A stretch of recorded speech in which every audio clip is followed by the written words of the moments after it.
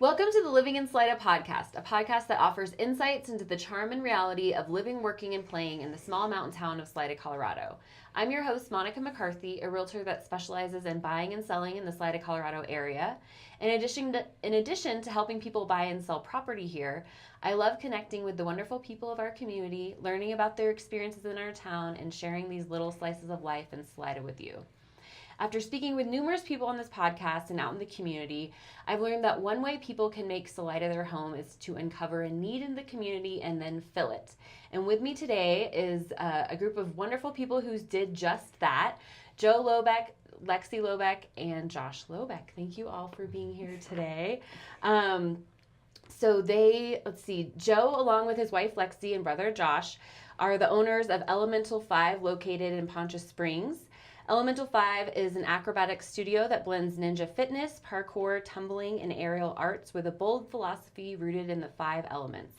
Elemental 5, or E5 as we'll refer to it today, has become a pivotal part of the community in recent years by offering numerous classes for all ages, camps, and even a spot to host birthday parties. Thank you guys for joining us. Of course. I'm going to start. So this is my first interview with more than one person. So I'm just going to wing it, and we'll start just from left to right and go. Because I like to always ask people how did you get to Salida? Tell us your origin story. So I'll start with you, Joe. Okay. So it's kind of a longer. It's not a normal story. It's not like I just liked Salida and I showed up here. I mean, it's a little bit of what happened, but sure. Originally, let's see, back in 2014 or so, I was exiting the Army, so I was in the military, and when I got out, I had like no sense of direction and purpose and like idea what to do. It was sort of like a what now, and I was living in Colorado Springs at that time, and so and I grew up in Colorado Springs mostly, so Colorado was very familiar territory. Salida had only been on the map for me as like the classic driving through to somewhere else, you know what I mean, and never going downtown, not knowing anything about it. But either way, I actually ended up deciding to in sort of an attempt to like recalibrate into society from my time in the military, I ended up just like wandering around the state on foot, like Forrest Gump almost, you know. And, like you just decided to keep going. I did, yeah. I wanted to just like walk because honestly like. It's kind of comical now, but back then, I was in the infantry, and my military path was not as conventional as most people's either. So I feel like coming back to society, there was like a mental recalibration that I needed, because when you go through that training, there's not like a segue, you know what I mean? That's like clear cut, you know, Sure. You're sort of trained to think very specifically and to operate a certain way. So for me, I was out as early as I almost got in, and so it was like a whiplash effect, and I was like, now what, you know, like, am I supposed to just go work a job, you know? And so I just wandered, and I just walked all over the state with almost any direction. Like, I didn't have a purpose or a sense of like where I wanted to end up, and it was quite an adventure. I was 24, I guess, at the time, 23, and Salida was one of the places I ended up on that walk. And I remember like when I first got here, I'm going to actually tell this story in particular because I think it's relevant for later. Okay. There was a moment where I was walking down C Street on Sackett, right that corner. Okay. And Jennifer Dempsey, whom you interviewed earlier, I have a long relationship with her with the Circus. She used to live there, and I walked right in front of her house, and there's a woman on stilts, and I had never like been part of the circus culture community or anything, but I remember stopping, looking at the stilt walker and being like, huh, that's interesting, you know?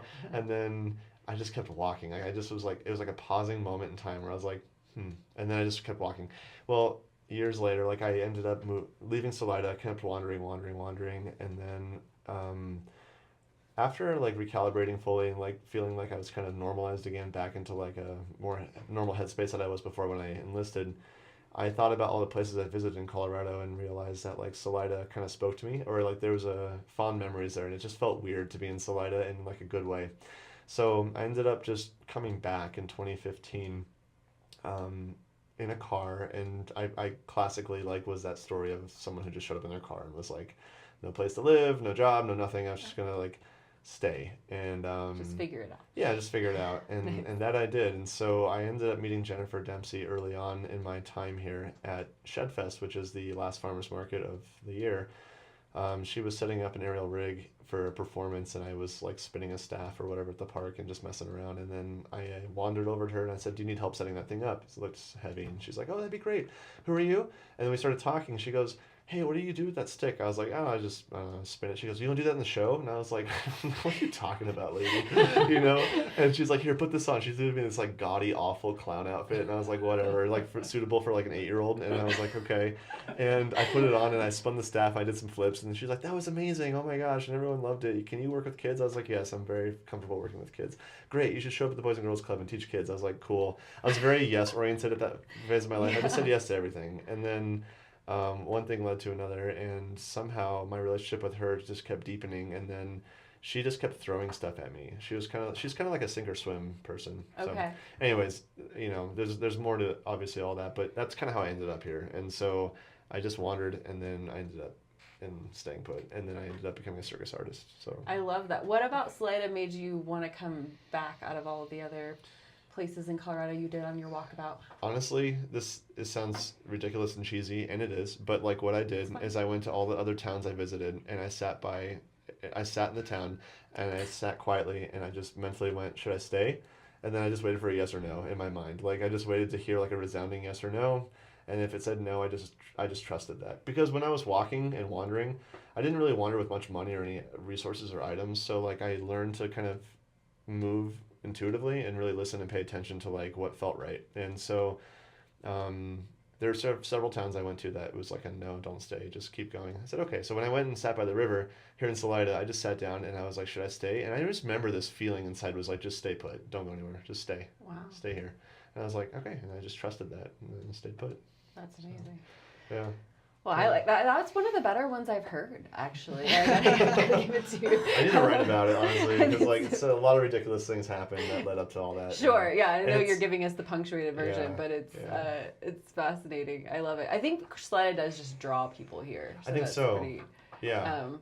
I love that. Well, and I also think it's good for people who are maybe like looking for something in their life, because there's the nature of like the artistic side of Salida, which I think is very welcoming to people who are open-minded and like are searching for maybe something new. I feel like that's the nature of art, and it's like a kind of, if you're yes-oriented and you're kind of drawn to like a space to like redefine yourself, I think Salida can be very good for people. I love that. That's amazing. Yeah. Okay, so Lexi, tell us yours. How you made your way to here to Salida. Yeah, so fast forward to 2020. I was in Chicago. I had been living there for about a year and a half, going to circus school. And I think it was like January or February. Both of us actually met at a circus center, and we were training there. And Joe tells this story better than I do, but I have my version. It's a good old reliable like hand balancer juggling meat cute story. This could be a movie. I really do think it could be. Yeah. Do you want to tell it? Go ahead. Whichever one of you feels more comfortable telling. This is relevant So to how you got I here. was in that point in my life. I was really focused on like trying to improve my hand balancing endurance, so standing on my hands as long as I could. Okay. And so my goal was 5 minutes. Wow. And I was just in my handstand for 5 minutes or so. Then I came down and Joe came over and he's like, "Hi, I'm Joe." When your head is like swimming.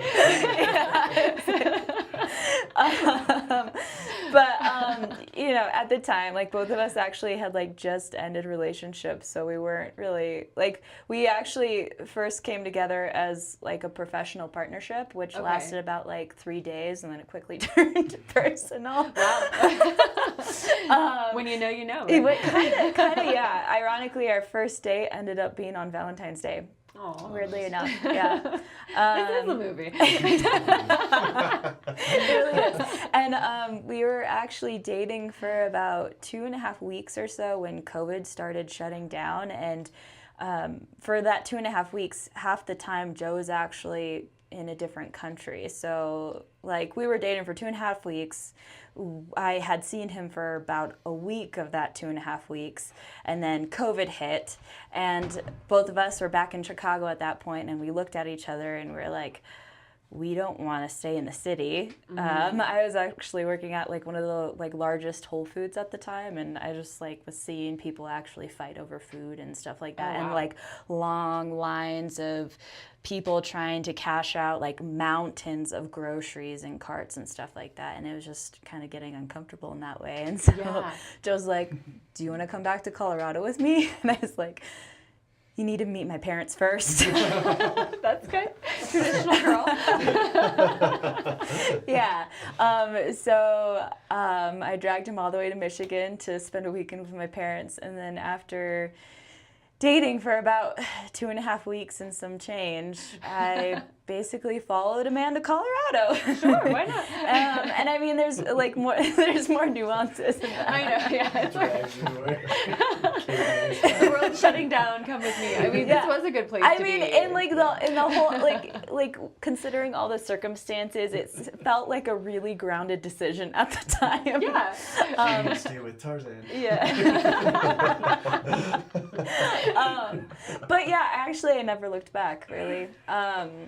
And so and part of the reason why we wanted to stay together is because we were very determined to build a partner circus duo, and so you need to train with that person, and if we were living in two different places, that just wasn't practical. Yeah. And so we actually kind of put our relationship through the crucible, like the first 6 months or so, doing really intensive partner acrobatic training. I remember that. Like if you, I don't know, we playfully say it's like if you need marriage therapy, maybe try partner acrobatics. Yeah. I feel like that's worse. I've talked about it was like sharing a canoe and it's like that on steroids. Yeah. Like, can you do that together? Wow. Yeah. And then it's kind of, we just stayed, and we decided to build a family and build a business. Salida, your home here. Yeah. Kind of, yeah. I love that. That's amazing. And okay, Josh, tell us. Okay. Mine's not as serendipitous and cool as I That's would say okay. yours is. But I can at least go back in time with how I remember how Joe was describing being in that state of walking around. So if we go backwards to that time, I'm across the country over in the desert. I'm in the Marine Corps at this point, and I spent 5 years in the Corps. And Joe was kind of and I was going through a rough time at the beginning of the Corps, just because I was adapting still. I was pending a marriage. I was trying to do a lot of really hard stuff that most Marines probably shouldn't do right up front. Move out into my own house and all that while still being a student and everything. So I remember sitting outside with Joe and just calling him up because I had a lot of downtime, being in a awaiting training kind of status and stuff like that. And I would spend several hours just on the phone with Joe and be like, "What are you up to today?" And he's like, "Well, I'm in Cresto, and I think I'm just gonna walk to." Where was it? I don't know, Salida or one of the neighboring towns. I'm like, how far is that? And I was like, geez, that's far. And I was like, what? Where are you gonna sleep? He's like, side of the road. I got a backpack and I was like, okay, dude, I'm gonna call you tomorrow to make sure you're alive, jokingly, but also But also, what's he up to today? Yeah. So, but anyway, kind of fast forward a couple years. I'm doing military things, but I'm taking leave all the time and coming out to Salida for Christmas and summers and things like that. And town was really cool. We had a house where most of the family is kind of being put up in that Pinion Hills area of a Salida there, and I always was like, I'd love to come back and live here one day. I get out in 2018. I go through a kind of a rough divorce. That marriage didn't work out, so now I'm living in the city, and I can always think back when I was a kid, in high school. We went to Coronado High School in Colorado Springs, Front Range, really close to Garden of the Gods, and the thought process was always I want to get out of the city and live up in those mountains that are gorgeous. It's great to look at them, Front Range, but you take trips from the city up and into the mountains, and you're like, man, and then you got to come back home, which is not there. Yeah. So the dream was always to get away from the city and live up, and closer to nature and where there's peace, Absolutely.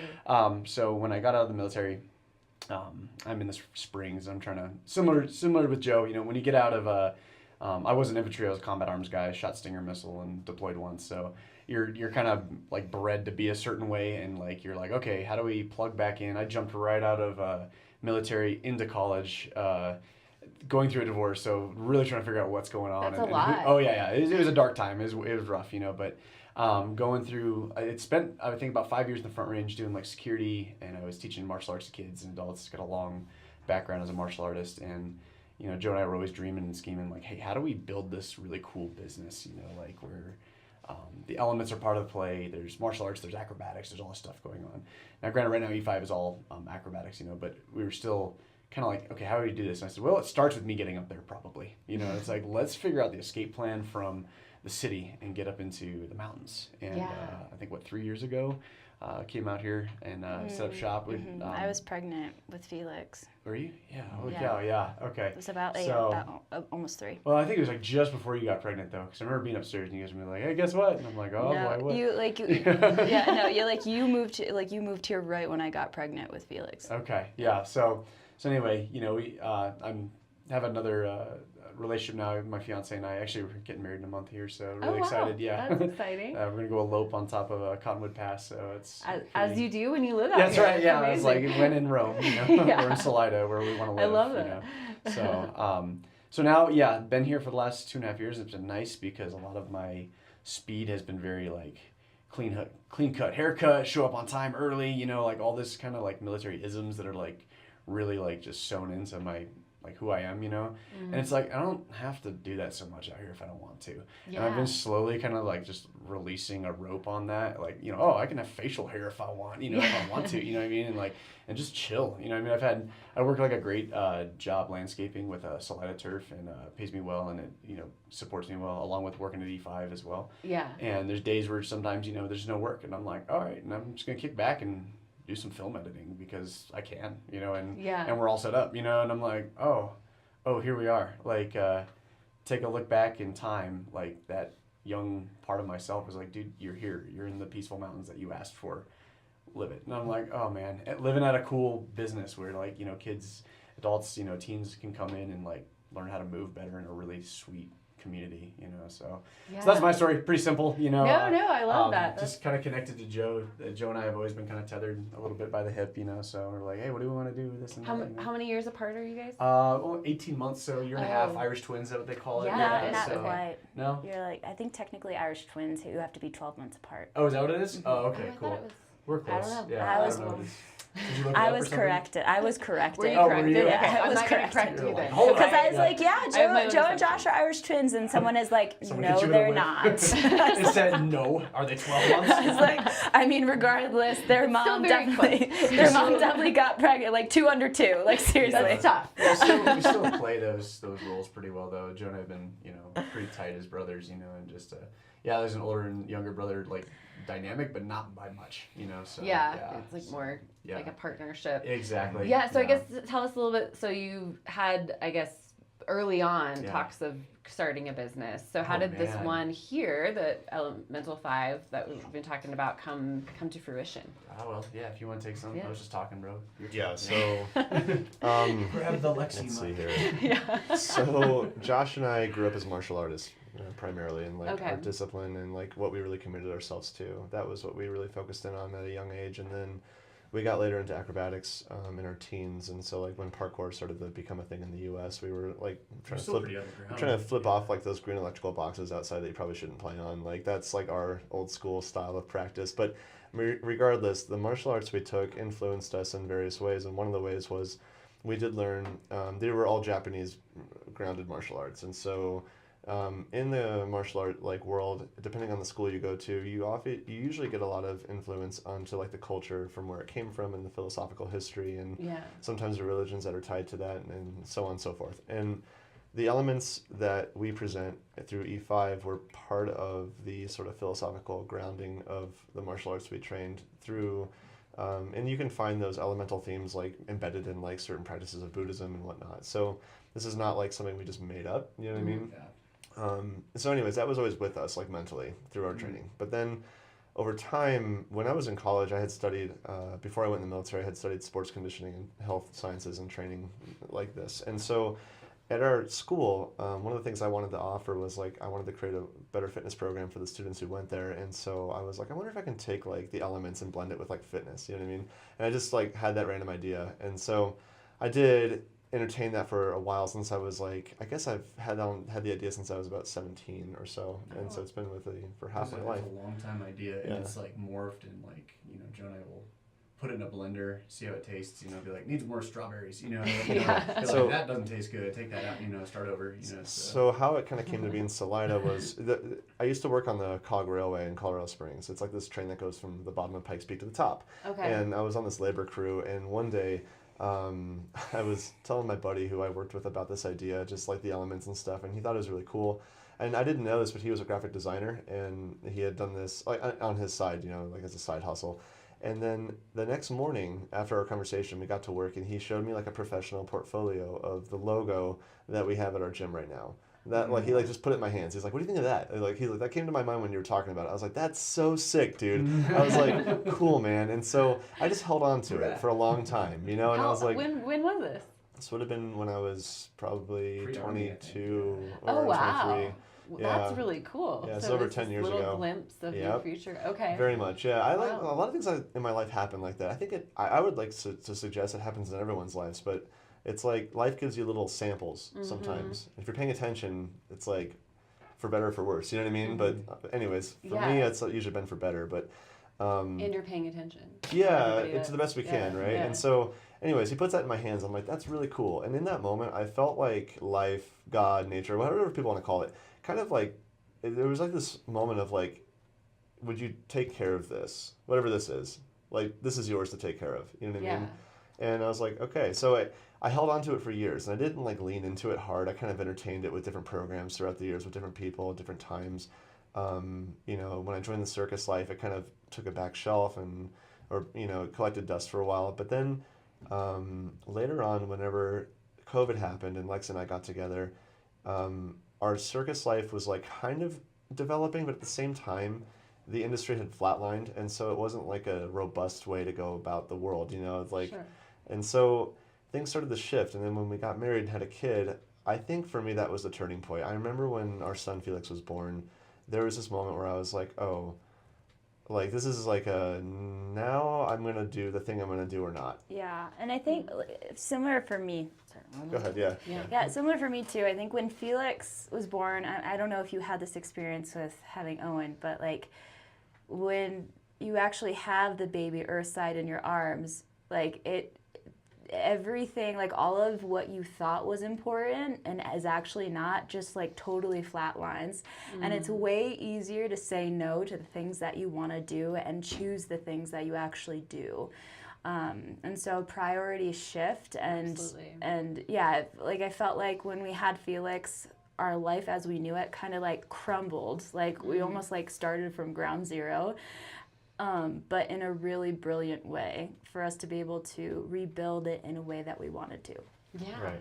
Yeah, so I would say that's very accurate. And I think for me it was like when he was born, well, on the practical side, there's sort of like an ethereal like way to view it. Like there's this sort of mystical thing that happens when you have a kid. But on the practical side of things, Lexi and I are circus artists, and I'm like, I knew some people who had kids and they were circus artists and they went around the world and did that stuff with their infant, but I'm like, I don't know, it just didn't speak to me. I was like, I don't want to try that because I know we could do it, but it just felt like wrong. I felt like it was pushing a boulder uphill. And so that kind of like just forced me to think like, if I'm going to stay here, I've worked for enough people, I've disappointed enough employers in this town to be like, I don't want to keep doing that. You know what I mean? So like, I need to just build out what I want to build out deep down right now, like now. And it's not like the timing's right. I had no idea where we were going to do this. It's not like Salida Realty, as you know, and commercial realty is like available by leaps and bounds. So I was like, I have no idea how to do this, And so I was like, but screw it. I'm just gonna like put my mind to it. I'm gonna really dial in and I'm gonna focus and that'll be that. And then it's like, and then the things just lined up somehow. So I don't know. I'm like, I don't know if that's like skill or if that's luck or a little bit of both, And but the gym came out from that, and and I knew that the concept that we held on to, the Elemental 5 like theme.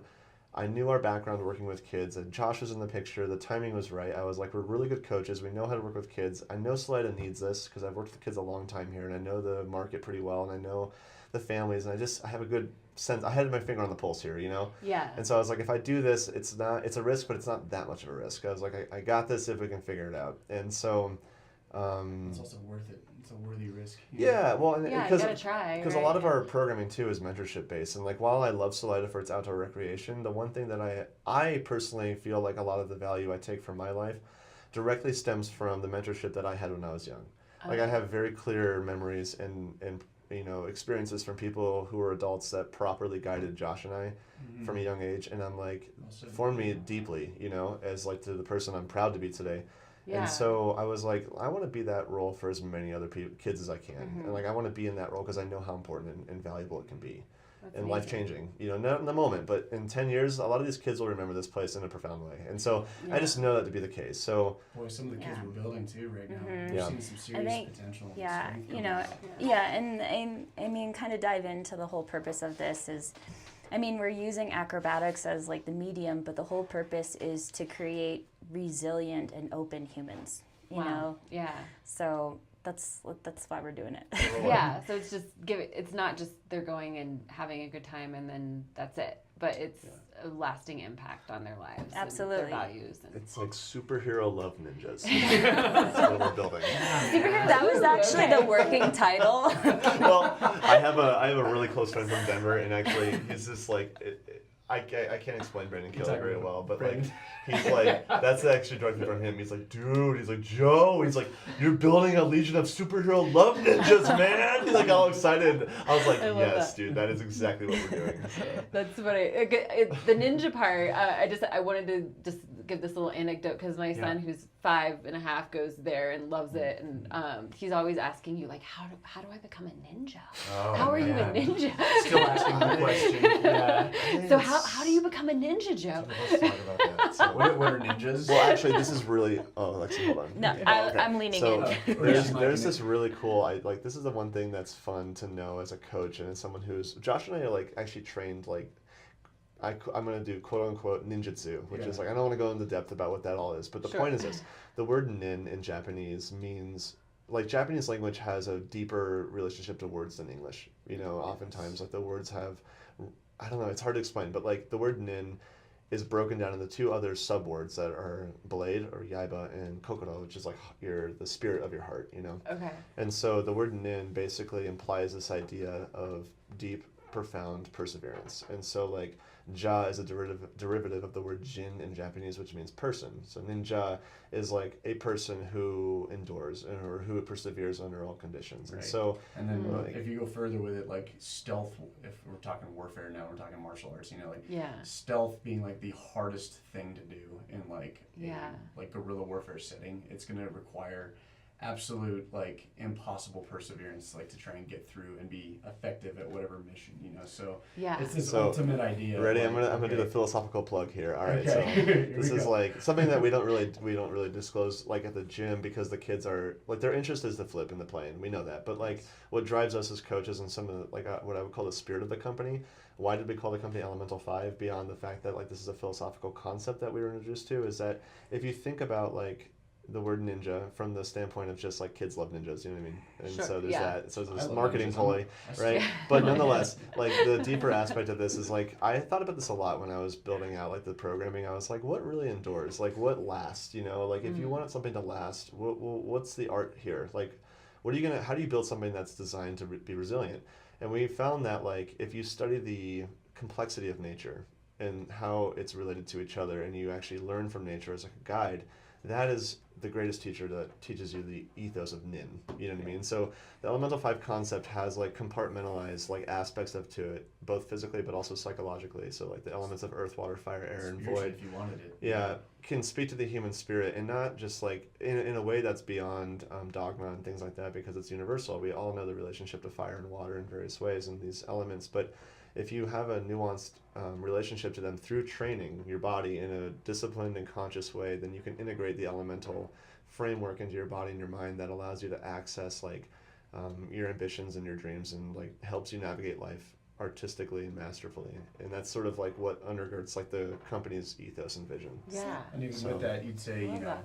you're asking, what is a ninja able to do? It's like, well, in a way, able to live your life very purposefully and like almost like majestically, like mysteriously, like, oh, how are all these things coming together? How did you make all that happen? How did you make all this work? And it's like what looks like, maybe luck and, a little bit of skill might actually be like, there's what your ninja is. It's this person that actually knows how to navigate very effectively and make their goals, dreams, missions, whatever it is, work because they're in tune both with themselves and the outer world, Absolutely. So it's kind of, if we're diving down this deep rabbit hole of philosophical, like, how do I become a ninja? We're like, careful muttering those words. Like, I'll train you, but it is not an easy one. It's Not like an when you're easy 5, how do you become a ninja? You do backflips. Yeah. And then when you're 10, you know what I mean? It's like whatever. And then when you're 20, it's like, so the evolution is there. But Ninjas in our 30s, ninjas in our 60s will be interesting. Yeah. So, right. proven It endurance. just keeps evolving. Yeah. Okay. It does. Yeah. You're once a ninja, always a ninja? I think so. Yeah. I don't have the tattoo on my body, but it's definitely in the heart. Oh, there you go. Well, you got to change that probably. Yeah, right, probably. Well, awesome. So I think, you guys obviously just bring so much to the community. I know we didn't talk too much about like all of the different classes you do, but I know you have a number of classes from pretty much, is it like as early as like walking. As early as walking through, like you do adults too, right? We do. We do, yeah. Lexi can go ahead and take it away. You're the I'm queen, the right? calendar. I'm the walking Yeah, calendar. you know all the things. It's a robust calendar, so check out the website for sure. Yeah. So we offer classes, open gyms mainly for ages like 0 to 2, basically. I mean, the kids who are like just starting to learn how to walk. We have offer open gyms for them, and then for the preschool level, ages 3 to 5, we have our mini ninja program, and that's an actual guided class in which we have a teacher guiding them through obstacle courses, working on gross motor skills and some specific acrobatic capabilities and like inverting and whatnot. And then we move into our youth programs, and we have a few different ones. We have NinFit Youth, which is ages 5 to 12.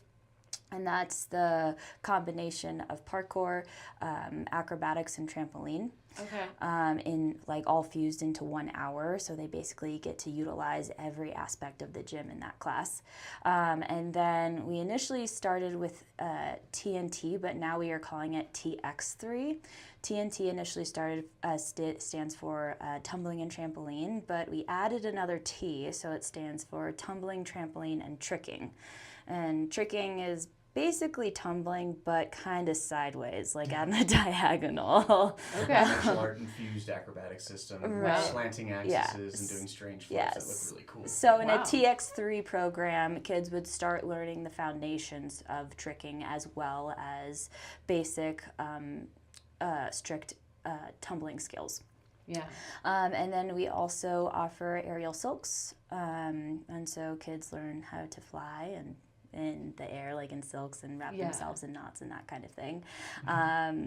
And when we initially opened, we did have adult classes, but I think we kind of shifted gears and focused our target more so on youth. Okay. And we still offer an adult time, but it's more relaxed. It's more of like an open gym / like if an adult comes at this time and they have a specific goal, we're happy to help them get to that goal, but it's kind of like tailored to what they are looking for, Sure. if that makes sense. Yeah. And our main focus, like I said, our main target audience is youth right now, but once we kind of hone in on that and really feel like we have that locked into place, we are looking to expand a little bit deeper into like teen and youth culture. Okay. But I think also part of building that teen culture is building the youth, so we want we get them hooked early, and then hopefully they'll stay. Yeah. And it is such a great outlet. Well, I love what you guys are doing for the community. I know you have so much to offer, and especially for the youth, and it's wonderful. I know my son goes there quite a bit, and he's always so happy afterwards. Well, thank you guys so much for being here. Thanks for listening. Again, I'm Monica McCarthy, a realtor who specializes in Salida and surrounding areas. If you're interested in connecting with me, whether it's to help you buy or sell a home here or about being on this podcast this season, all of my contact info is in the show notes. And if you like this podcast, please share it with a friend. You can learn more about Salida, Colorado and the real estate market here on my YouTube channel, Living in Salida, Colorado. Thank you for listening and take care. Thank you. Thanks. so much. Yeah, Thank you. thank you. That was great. That's really fun. Yeah, absolutely. Yeah. Thank you guys for being here. Yeah, here, let me turn this off. Okay.